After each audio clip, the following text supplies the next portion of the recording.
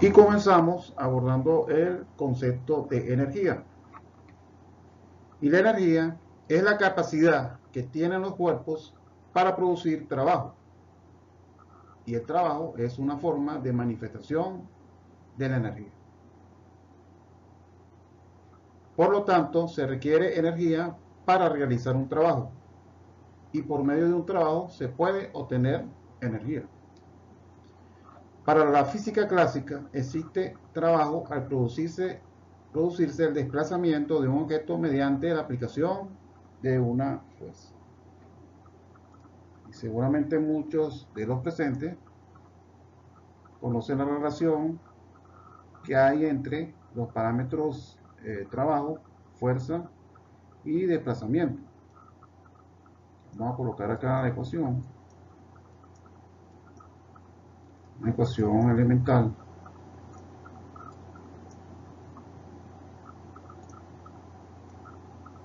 Que por definición, entonces, el trabajo es la fuerza por el desplazamiento.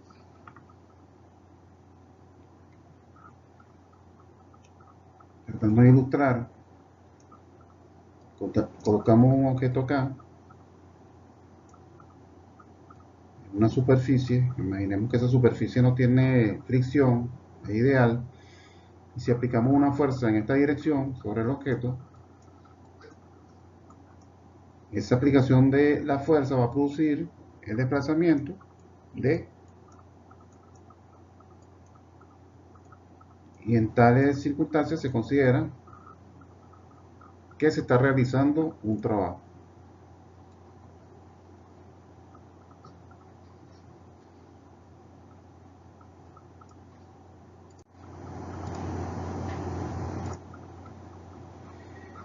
La energía puede manifestarse de muchas formas y puede transformarse de una forma a otra, según el principio de conservación de la energía. Y la ley de la conservación de la energía afirma que la cantidad total de energía en cualquier sistema físico aislado permanece invariable en el tiempo, aunque dicha energía puede transformarse en otra forma de energía.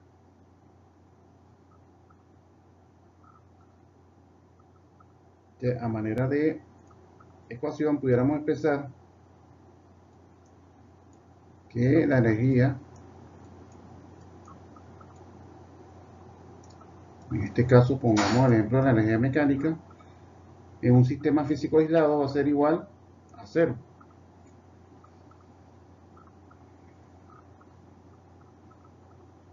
Por ejemplo,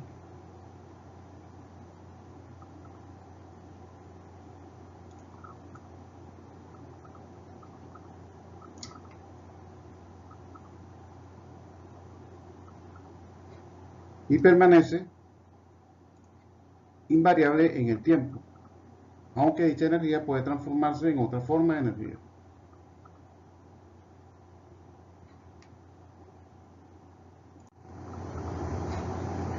Por ello, es posible afirmar que la energía no se crea ni se destruye, solo se transforma.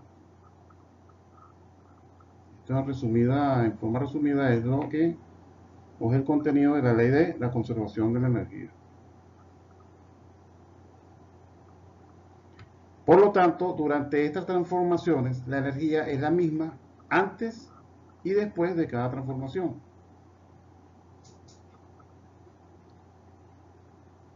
Y la unidad de medida de la energía y el trabajo en el Sistema Internacional de Unidades es el Joule o Joule. Y se denota con la letra J, como aparece acá, indica.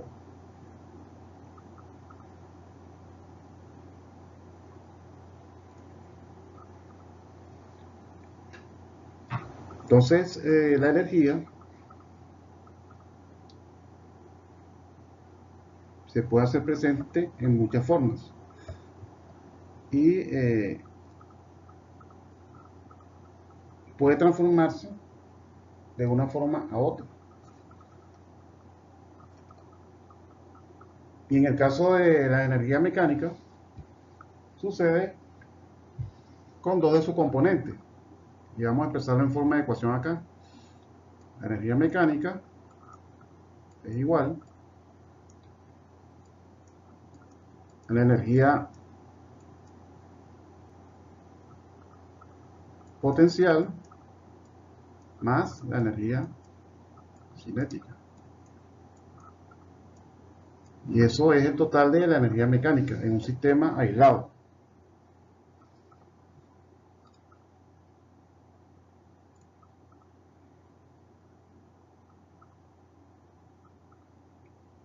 Entonces, acá la energía se puede transformar de una forma a otra.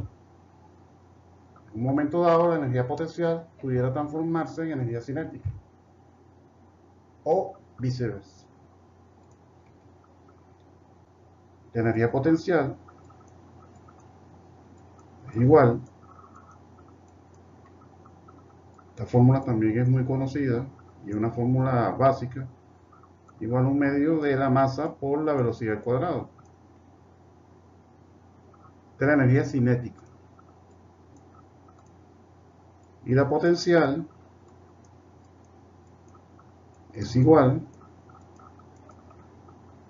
a la masa por la gravedad por la altura. Entonces este es un buen ejemplo de cómo una forma de energía se puede transformar en otra y que la sumatoria de ambas en un sistema aislado siempre va a ser lo mismo. Que la energía no se crea ni se destruye, sino que se transforma. Entonces, nuevamente colocamos la fórmula acá. La variación de la energía en un sistema aislado es igual a cero. Y esta ecuación es la que demuestra o encierra el contenido de la ley de la conservación de la energía, que la variación de la energía en un sistema aislado es igual a cero. Es lo que quiere, o es lo que el contenido de esta ecuación que está colocada acá. Igualmente, existen otros tipos de energías también. Por ejemplo, está la energía potencial expresada en otra forma como la energía gravitacional, mediante esta ecuación que voy a colocar acá. Es otro ejemplo de energía potencial. Es igual a menos G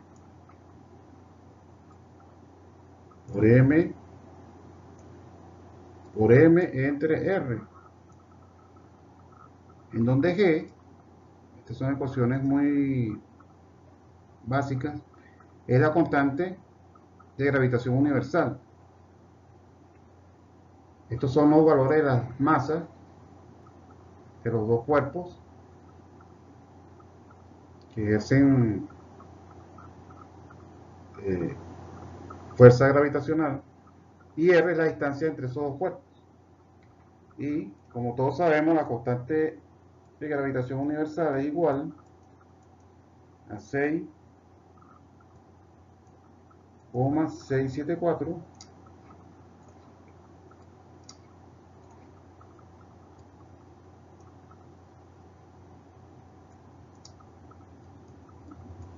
por 10 a la menos 11,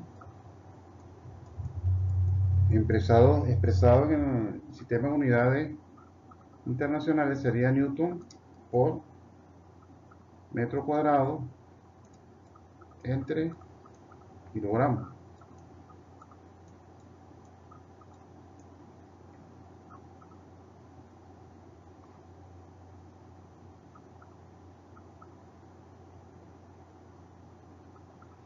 Otra forma de energía potencial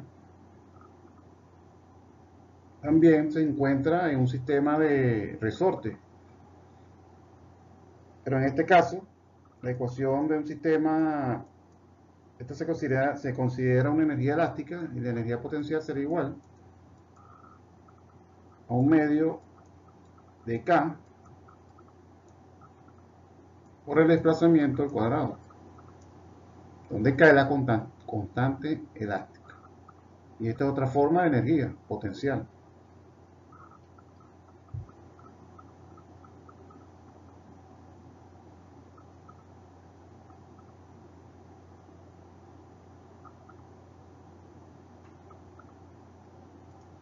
Y acá tenemos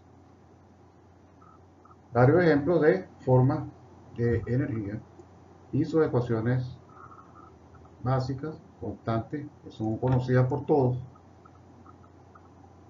y que demuestran de alguna manera que en un sistema aislado la energía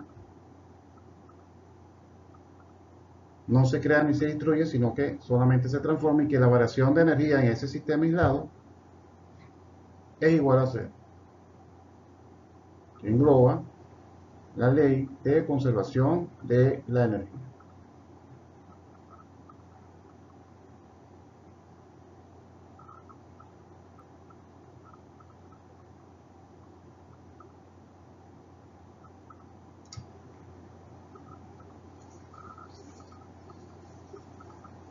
Continuamos.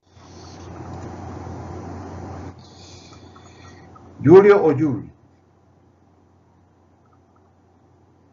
Y entonces la definición de Joule como unidad de trabajo es la cantidad de trabajo realizado por una fuerza constante de un newton aplicado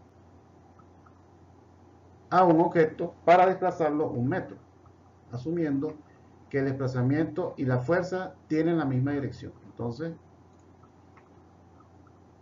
se puede expresar el Julio con unidades de newton metro, por ejemplo.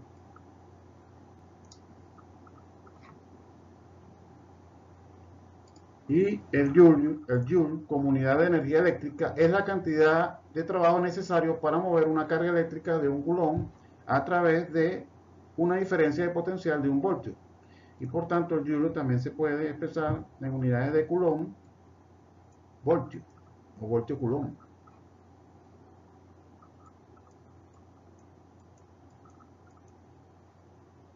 Voltio coulomb.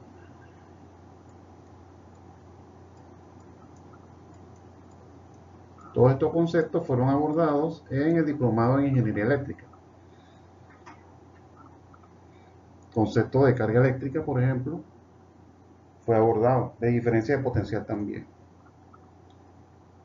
Por tanto, son conceptos que ya manejamos y podemos comprender de alguna manera el tema que se está tratando, que en este caso es la energía.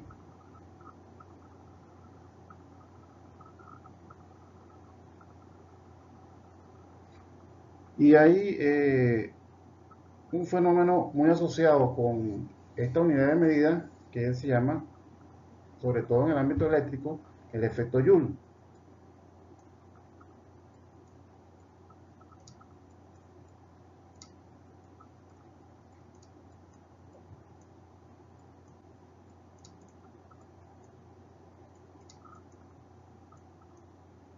Efecto Joule.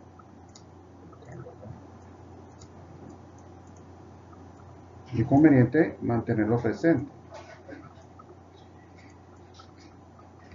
Y el efecto Joule no es más que una cantidad de calor que emite un conductor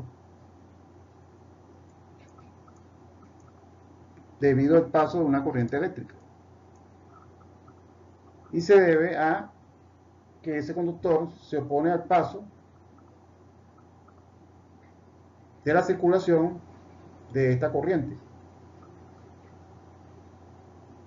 Y esa oposición se le conoce como resistencia.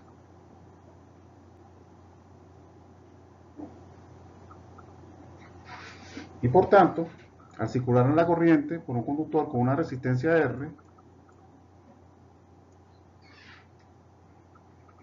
sabemos que la corriente es la cantidad de carga por segundo. Entonces, significa que por ese conductor va a fluir una cierta cantidad de carga eléctrica compuesta por cualquier cantidad de electrones, millones de electrones por segundo, que la energía cinética,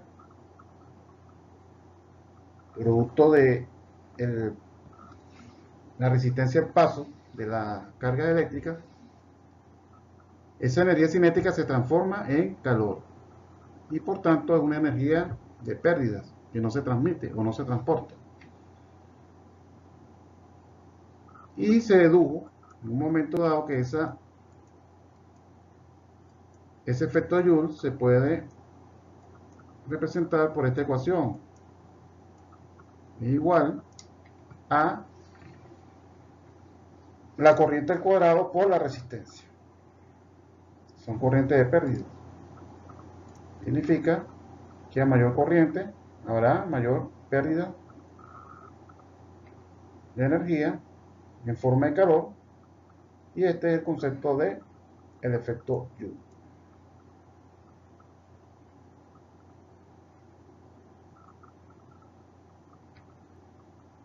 Es una manera de ¿cómo se dice? Un dato curioso, que es conveniente mantenerlo presente ya que estamos abordando el concepto de Joule.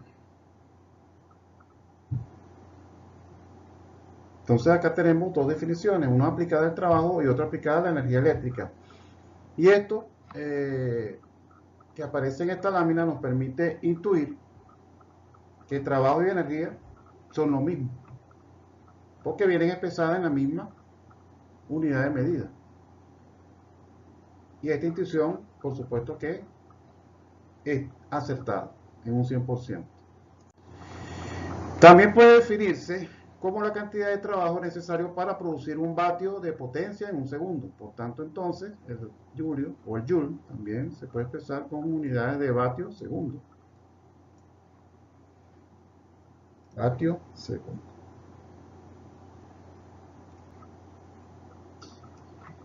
Y en todas estas definiciones no se ha tomado en cuenta el factor tiempo. Y por tanto, al introducir el parámetro tiempo, emerge el concepto de potencia. Y la potencia es la cantidad de energía por unidad de tiempo, e involucra el tiempo que toma hacer el trabajo.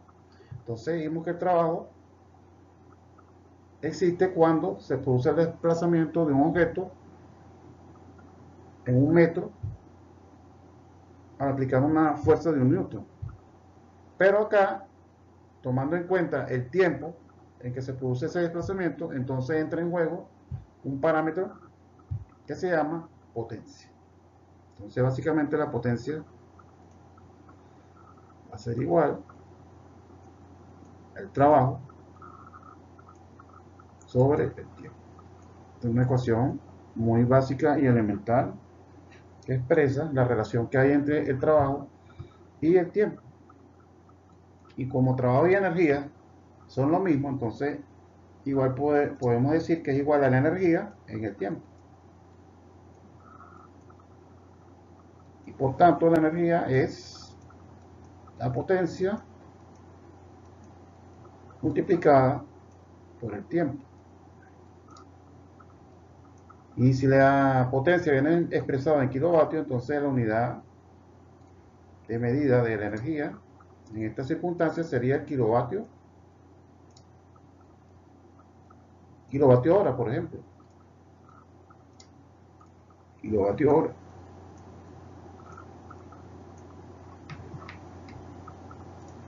Kilovatio hora.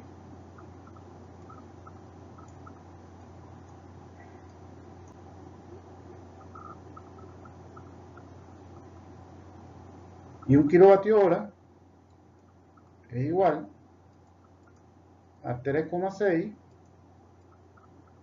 por 10 a la 6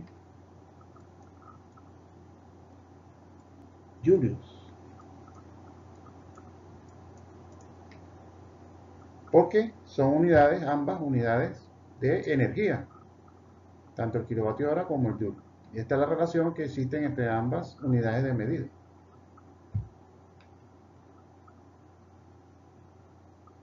Y de esta manera estamos relacionando la energía, potencia y trabajo,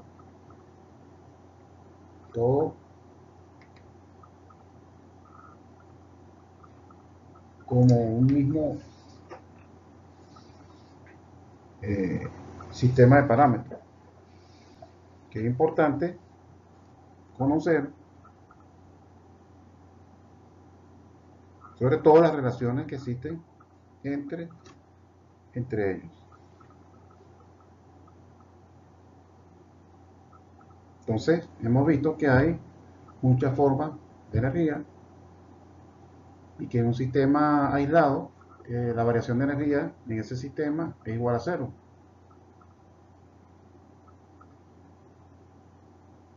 Vimos la relación entre la potencia y la energía, y que trabajo y energía, cuando hablamos de trabajo y hablamos de energía, hablamos de lo mismo.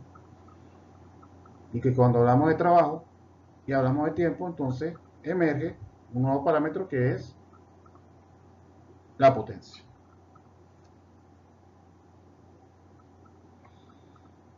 Continuamos. Fuente de energía. Las fuentes de energía pueden clasificarse atendiendo a su disponibilidad en renovables y no renovables. Las renovables son aquellas cuyo potencial es inagotable, como por ejemplo la que llega de forma continua por radiación solar o por fuerza gravitacional de la Luna. Entonces estas dos se consideran fuentes de energía inagotables. Otro ejemplo de este tipo de fuentes de energía lo conforman la hidráulica, la eólica, la biomasa y la geotérmica.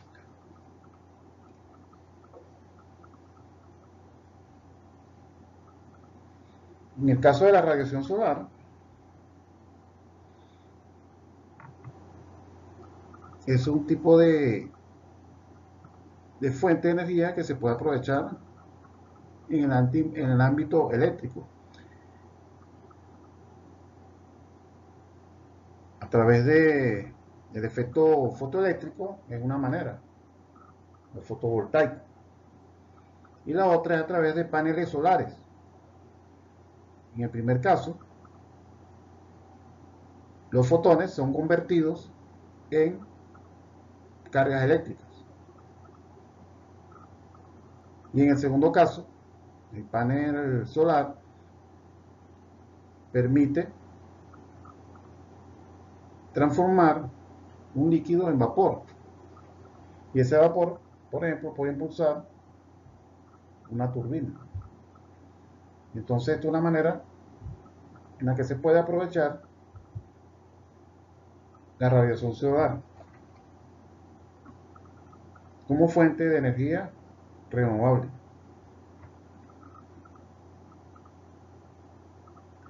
En el caso de la fuerza gravitacional, esto produce las mareas, y esos movimientos o esos cambios de marea alta y marea baja, si están en un rango de 5 metros, y eso no sucede en todas partes del mundo, sucede en muy pocos puntos geográficos, y en esos casos es factible la incorporación de este tipo o la explotación de este tipo de fuente de energía, debido a que en la marea alta se llenan unos diques, y cuando la marea baja, los diques, al producirse el vaciado de esos diques, esa energía se aprovecha para mover las turbinas, que a su vez mueven los generadores eléctricos. Es una manera de aprovechar la fuerza gravitacional. Y como aparece acá otras fuentes de energía renovables, están la hidráulica. Normalmente Su aplicación más conocida es en las centrales hidroeléctricas. Está la eólica, que esa fuente de energía se puede aprovechar mediante aerogeneradores, que tienen unas palas tipo ventilador, pero son gigantes, que son impulsadas por las corrientes de los vientos, y por supuesto que tienen que ser colocadas en zonas donde, según los mapas eólicos, es factible generar cierta cantidad de energía durante un lapso de tiempo que pudiéramos tomar como referencia un año. Y existen muchos modelos de estos tipos de aerogeneradores, incluso los hay de alta potencia. Y hay sistemas que son fijos y otros que son variables, en donde permiten el cambio, por ejemplo, del ángulo de las aspas en función de la corriente del viento que esté circulando, y permite de alguna manera mantener una generación constante de energía eléctrica.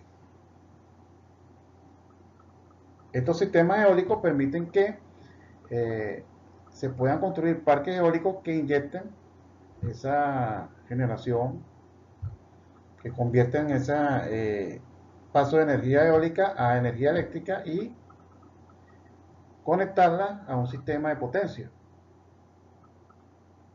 y contribuir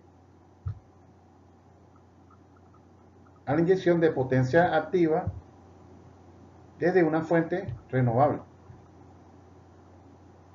como también pudieran ser usados en sistemas particulares o aislados, en donde, claro, por supuesto, este tipo de instalaciones son más costosas porque requieren la incorporación de equipos adicionales que le permitan ser automantenibles. Acá también aparece la biomasa, y la biomasa es una fuente de energía también que permite, a través de la quema de los gases que son producto de los residuos,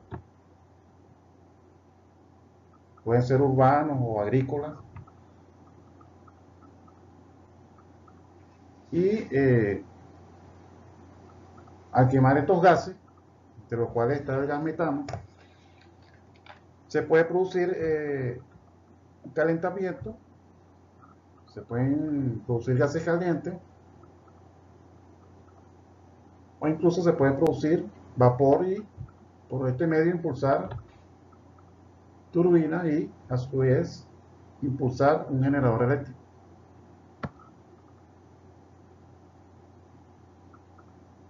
Y tenemos la geotérmica también, como aparece acá, que funciona a través del uso de la temperatura de la Tierra, que aumenta mientras más nos acercamos al centro o al núcleo de la Tierra. Incluso hay zonas donde el incremento de temperatura es mayor, que son las propicias para poder explotar este tipo de fuentes de energía, que se considera es renovable.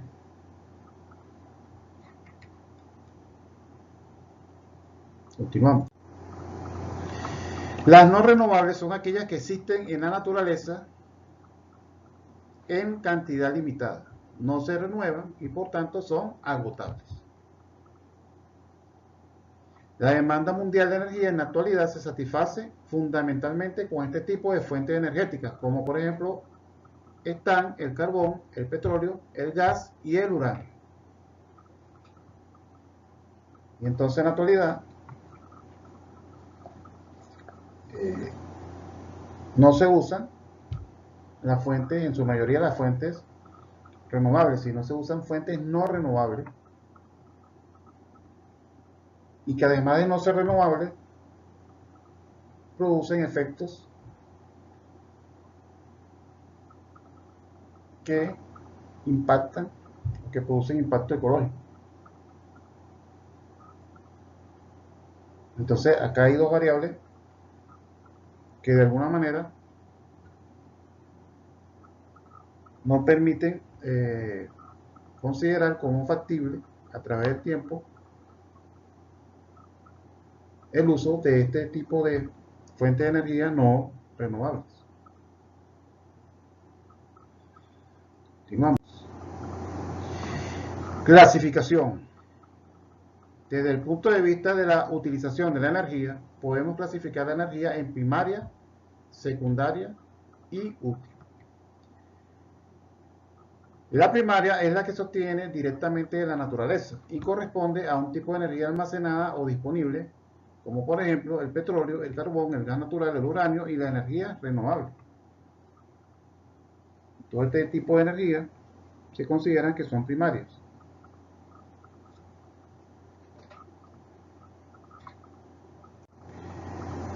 La secundaria es la que se obtiene a partir de transformaciones de la energía primaria, como por ejemplo la electricidad o la gasolina. La útil es la que se obtiene o es la que obtiene el usuario después del proceso de conversión final de la energía, hasta ser utilizada para el funcionamiento de los equipos y artefactos, como por ejemplo la energía consumida por un motor o la consumida por una lámpara. Entonces, de esta manera se puede clasificar la fuente de energía.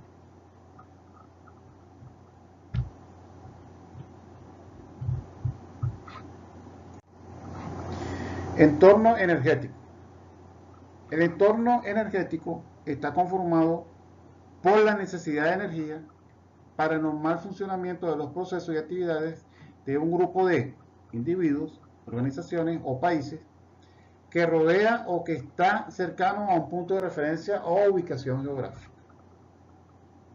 Entonces, cuando se habla de este término, entorno energético, se hace referencia a la necesidad de energía del entorno en función de un punto geográfico, y esa necesidad de energía puede ser de un grupo de individuos, de organizaciones o de países. Y explica el entorno energético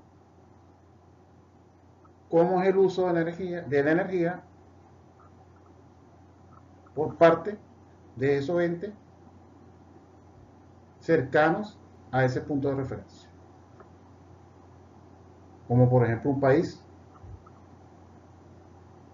Se pudiera hablar del entorno energético de un país determinado, o incluso a nivel mundial, o de un sector. En un sector determinado, el entorno energético puede explicar cuáles son las necesidades de energía para el normal funcionamiento de los procesos y actividades en ese sector,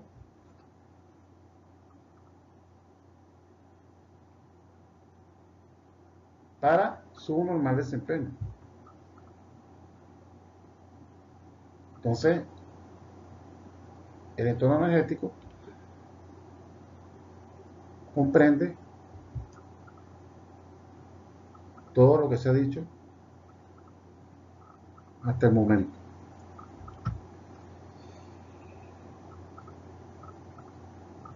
A nivel mundial, la mayor parte de la energía consumida se dedica a la producción de electricidad y al transporte. Entonces, a nivel mundial, tomando en cuenta esta referencia de nivel mundial, porque por supuesto que el entorno energético es algo que es relativo, depende de la ubicación geográfica. Se pudiera hablar del entorno energético de un país, por ejemplo, o de un grupo de países. Pero a nivel mundial, la mayor parte de la energía consumida se dedica a la producción de electricidad y al transporte. Y está basada en el uso de combustibles fósiles, que al ritmo de consumo actual es factible el agotamiento de las reservas existentes. Y este es el detalle del uso de fuentes de energía que no son renovables. Y que al ritmo actual, a nivel mundial de consumo, ya es factible el agotamiento incluso de las reservas existentes.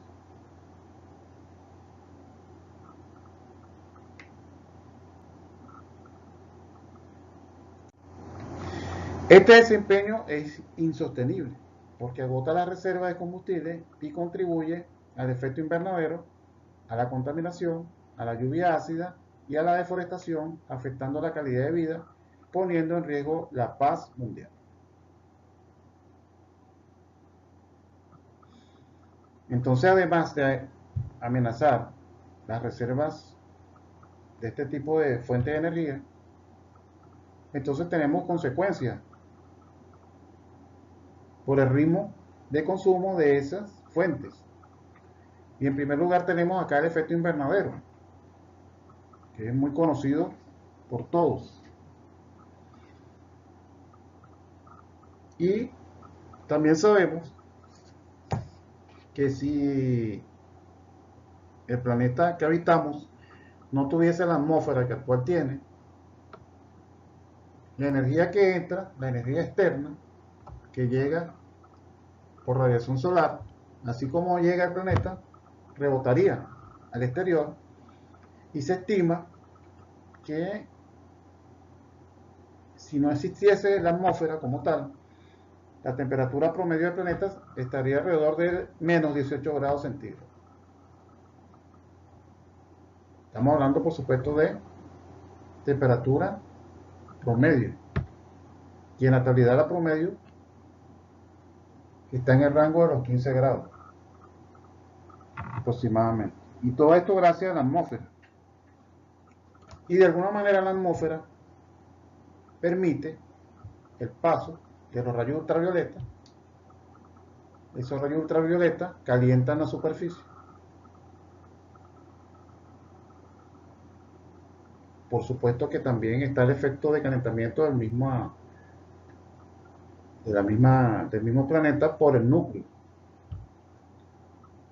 Pero la energía que llega por radiación solar, parte de esa energía es absorbida por la superficie y una parte vuelve igualmente en forma de rayo ultravioleta al espacio.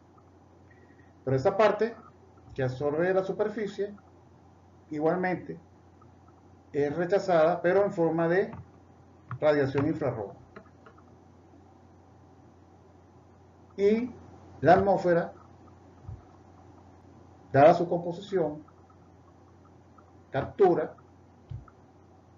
estas formas de ondas infrarrojas, manteniendo una temperatura promedio en todo el planeta. Entonces, debido a las emisiones de gases producto del uso de esta fuente de energía no renovable, se ha ido alterando de alguna manera la composición de ciertas capas de la atmósfera, desajustando el equilibrio original y no permitiendo que estas radiaciones infrarrojas sean liberadas, sino que son atrapadas, y eso es lo que produce el efecto invernadero, incrementando la temperatura con las consecuencias que todos conocemos. Según los científicos estudiosos del tema, está el descongelamiento de los polos, y según estos científicos estudiosos del tema, eso implicaría el aumento del nivel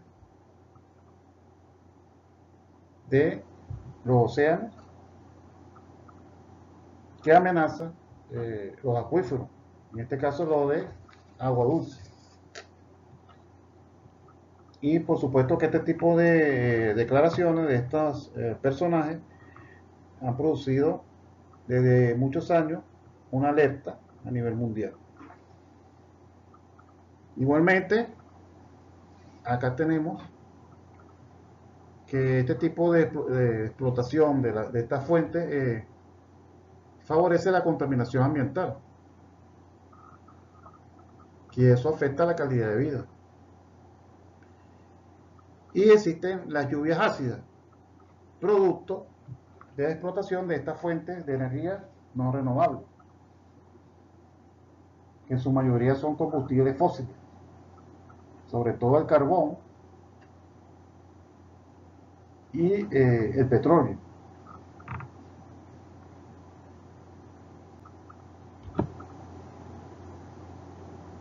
Y la explotación de este tipo de fuentes genera óxido de azufre y nitrógeno. Este óxido de azufre y el nitrógeno en proporciones en altos niveles de contaminación se mezcla con el agua e incluso pasa a formar parte del ciclo del agua. Y cuando ocurren las precipitaciones, que es parte del ciclo del agua, entonces este tipo de elementos se mezclan con el agua y una de sus consecuencias es que afecta la vegetación, produciendo disminución de la fotosíntesis, que es uno de los procesos que permite disminuir los niveles de dióxido de carbono, por ejemplo. Igualmente, estas lluvias ácidas producen la corrosión de estructuras metálicas construidas por el hombre. Y por supuesto que afectan la calidad de vida también. Y son productos de la explotación de este tipo de fuentes no renovables. Igualmente está la deforestación también, que se puede decir que dentro de la biomasa existe también, se puede considerar como biomasa la quema de los árboles, la tala de los árboles. Es considerado también biomasa, pero por supuesto que la deforestación, de una manera no controlada, va a disminuir la capacidad de control natural de emisiones de dióxido de carbono. Y por supuesto que esto afecta la calidad de vida. Y acá, en este párrafo, indica que pone en riesgo la paz mundial.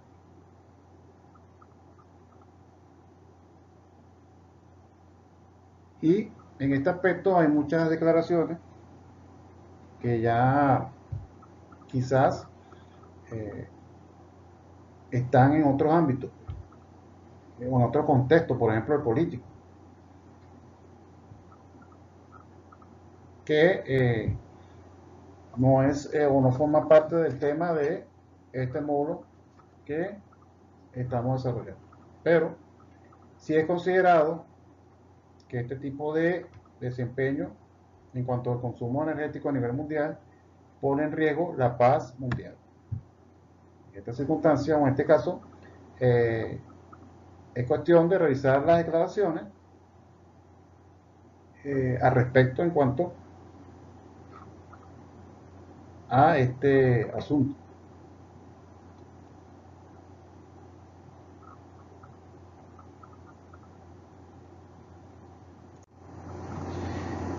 Desarrollo sostenible. En tal sentido, el desarrollo sostenible ha sido definido por la Comisión Mundial para el Medio Ambiente y el Desarrollo de la ONU. La ONU es la Organización de Naciones Unidas, como aquel desarrollo, y esto es una cita, aquel desarrollo que satisface las necesidades del presente sin poner en peligro la capacidad de las generaciones futuras para satisfacer sus propias necesidades. Esta opción se basa en la idea de que es posible conservar el capital natural y cultural de un territorio sin comprometer su desarrollo presente y futuro. Entonces, invita del nivel o del ritmo de explotación de estas fuentes no renovables, sobre todo de combustibles fósiles, entonces, y el cambio climático, entonces ya existe una Comisión Mundial para el Medio Ambiente y el Desarrollo que opera dentro de la Organización de Naciones Unidas. Y por supuesto que han surgido cualquier cantidad de tratados internacionales buscando reducir la cuota de emisiones de dióxido de carbono y otros gases de efecto invernadero, sobre todo por parte de los países que tienen emisiones altas de este tipo de gases.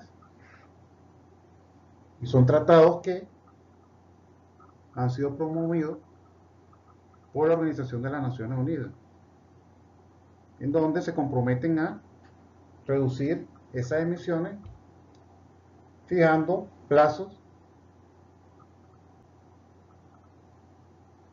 en el tiempo.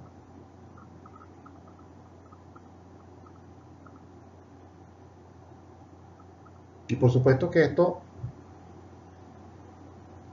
o estas acciones han impulsado la tendencia del uso de fuentes de energía renovables,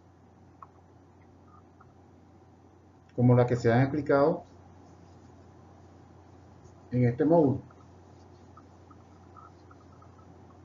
como por ejemplo la energía por radiación solar,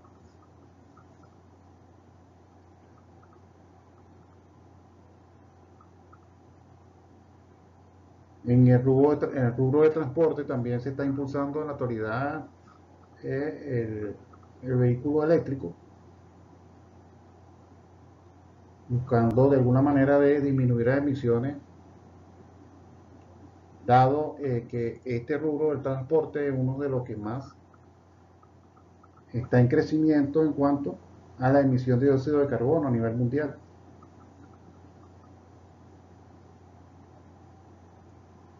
Igualmente, en el caso de la electricidad, que es el otro rubro, como se dijo, existe una tendencia actual a el uso de fuentes de energía renovables, como la eólica, por ejemplo.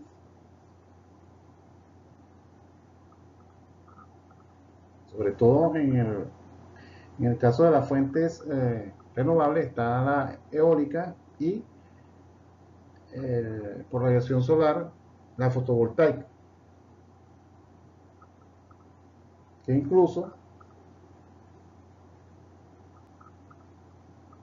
en algunos países se promueve la generación particular de energía a través de estas fuentes, permitiendo la inyección de potencia al sistema de distribución o de suministro eléctrico, sistema público, de la energía sobrante, de tal manera que los mismos usuarios de alguna manera contribuyen a cubrir los déficits de demanda de potencia eléctrica en algún momento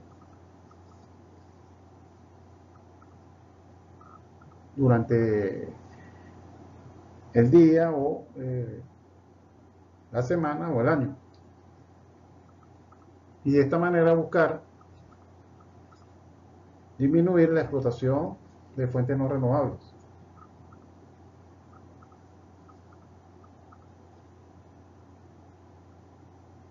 Las fuentes tradicionales, por ejemplo en el caso de la energía eléctrica, que es el rubro que también tiene mayor auge, están las centrales térmicas,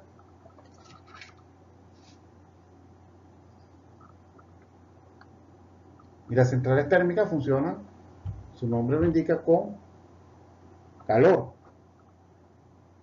Y ese calor es transferido a un fluido y lo convierte en vapor, y ese vapor mueve o impulsa una turbina que a su vez mueve un generador eléctrico. Y así es como funciona una central térmica. Igualmente existen centrales térmicas que son de ciclo combinado.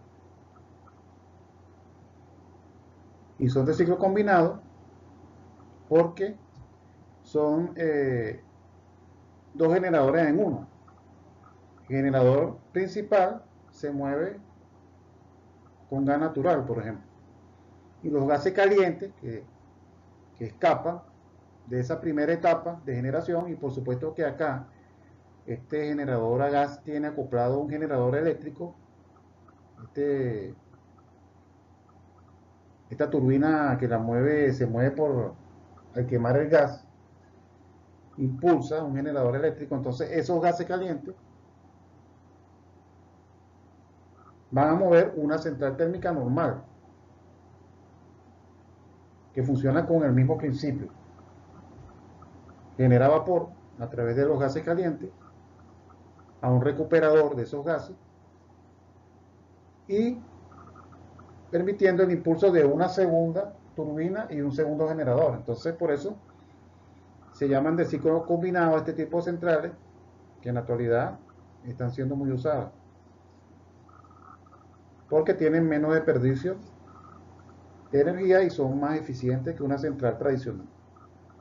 También están las centrales térmicas por cogeneración, en donde los gases calientes no se usan para mover una pequeña central térmica, sino que se usan en un proceso industrial, donde se requiere calor, aprovechando entonces esa energía que de otra manera sería un desperdicio, o se transformaría en puras pérdidas. Entonces, en vez de transformarla en pérdidas, se usan para aplicaciones industriales, por ejemplo. Entonces, a esto se le llama cogeneración. Las centrales hidroeléctricas, que ya son conocidas por todos, es otro método tradicional de generación de energía eléctrica. Y están las centrales nucleares, que también son consideradas un método tradicional. Y la central nuclear, su producto final es la producción de vapor, que ese vapor va a mover una central térmica tradicional. Y que esa central nuclear funciona con átomos pesados de uranio y plutonio. Y por fisión nuclear, como todos sabemos, se descomponen a nivel atómico y produce una cantidad de energía o libera una cantidad de energía que permite transferirla a un fluido, convirtiéndolo en vapor y permitiendo el impulso de un generador eléctrico.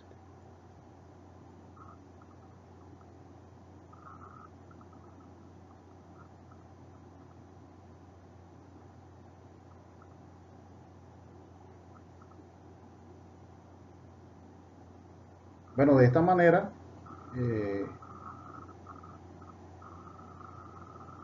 se da inicio a este diplomado en gestión de eficiencia energética, abarcando el tema de la energía, el entorno energético y todos los aspectos que fueron abordados, conceptos elementales de energía, para poder comprender un poco más el tema de este diplomado. Con este punto damos por concluido este primer módulo. Muchas gracias por su atención.